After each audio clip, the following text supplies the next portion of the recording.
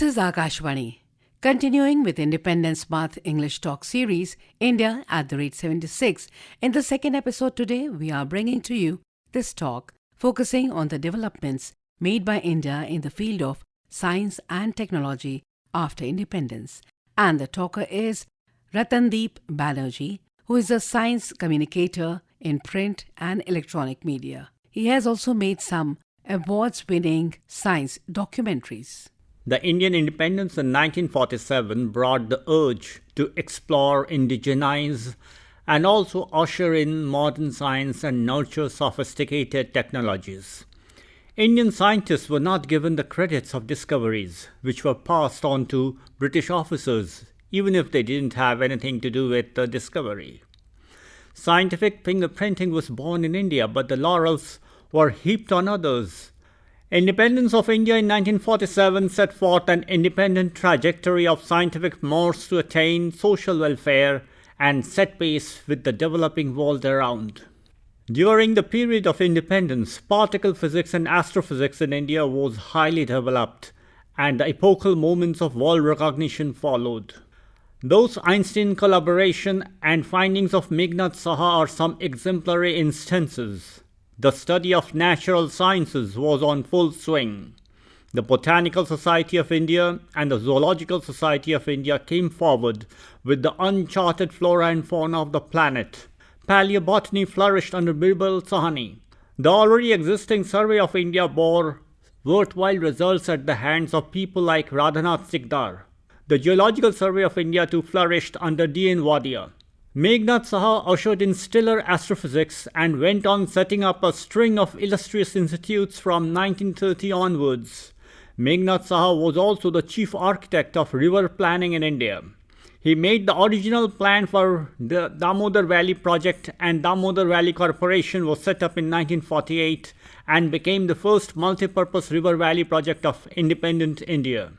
C.V. Raman excelled in astrophysics while working at the Indian Association of Cultivation of Science. In 1947 itself, C.V. Raman was appointed the first National Professor of Free India. S.N. Bose became an advisor to the Council of Scientific and Industrial Research (CSIR). He was the president of Indian Physical Society and the National Institute of Science. The indelible ink used during the general elections in India was developed by CSIR in 1952.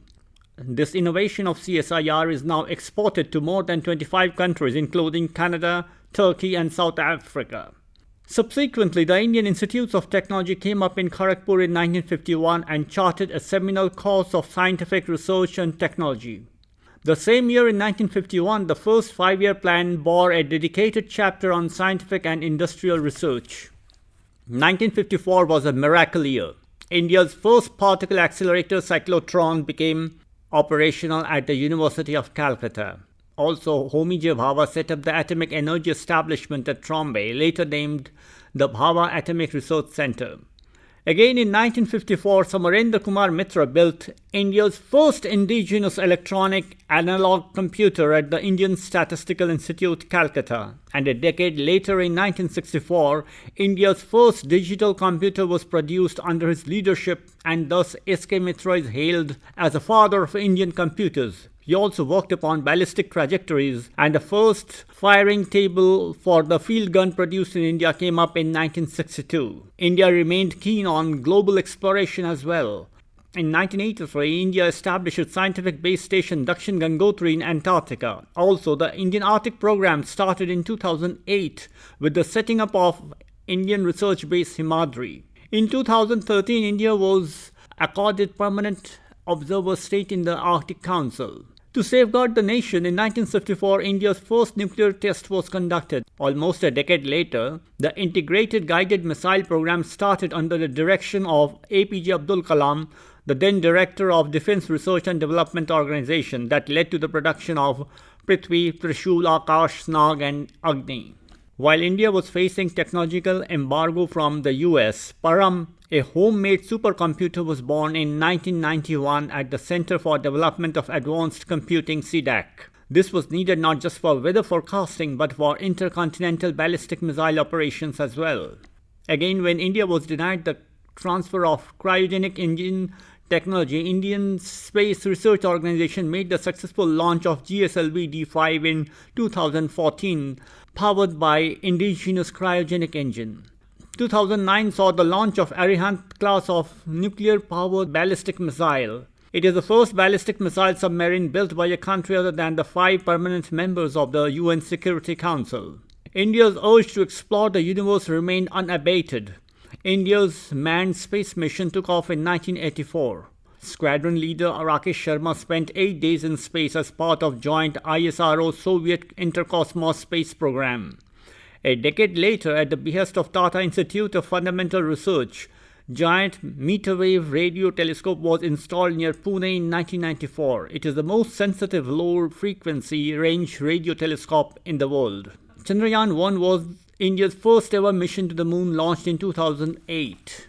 India embarked on interplanetary exploration in 2013 with Mars Orbiter mission, also called Mangalyaan, landing upon Martian soil.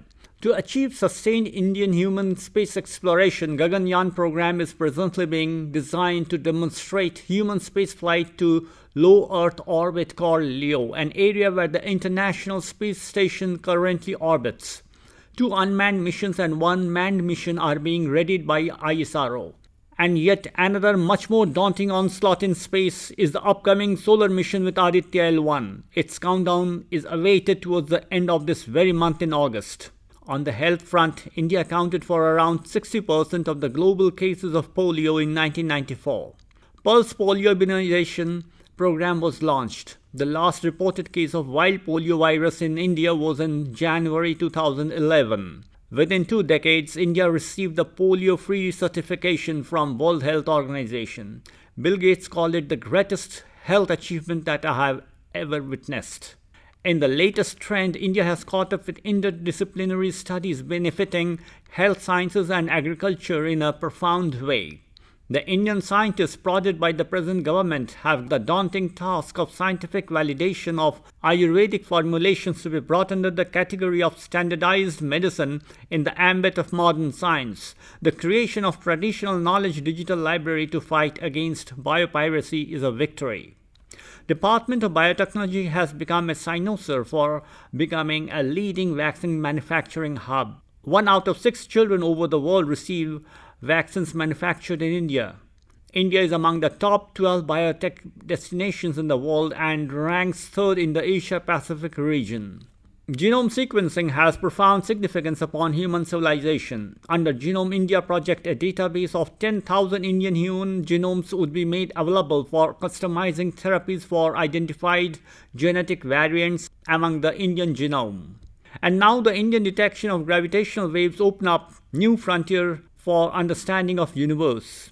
The mathematical technique developed by Sanjeev Dhurandhar and B. Satyaprakash at the Inter-University Center for Astronomy and Astrophysics in Pune led to the detection of gravitational waves in September 2015 by the US-based Laser Interferometer Gravitational Wave Observatory. Almost 100 years after Albert Einstein first predicted them, researchers detected gravitational wave ripples in the fabric of space-time that had radiated out from the merging of 2 black holes. LIGO India is a cutting-edge research to know the event horizon of black holes and thereby the origin of the universe. The Laser Interferometer Gravitational Wave Observatory in India, called LIGO India Project, is setting up a futuristic gravitational wave observatory in collaboration with the LIGO laboratory in the US.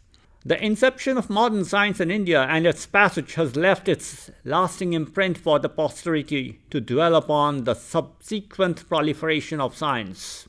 India once faced the scourge of brain drain that has now turned into brain gain, with technocrats preferring to work in India rather than immigrating offshore. Schemes like New Millennium Indian Technology Leadership Initiative is bolstering entrepreneurship as well as R&D heralding new technologies. Indraprastha channel of Akashvani is bringing to you Independence Month series India at the rate 76. And today you heard about the developments in the field of science and technology by Ratnadeep Banerji. Next talk in this series will focus on developments in the field of agriculture. Do tune in next Tuesday. Same day, same time, same channel.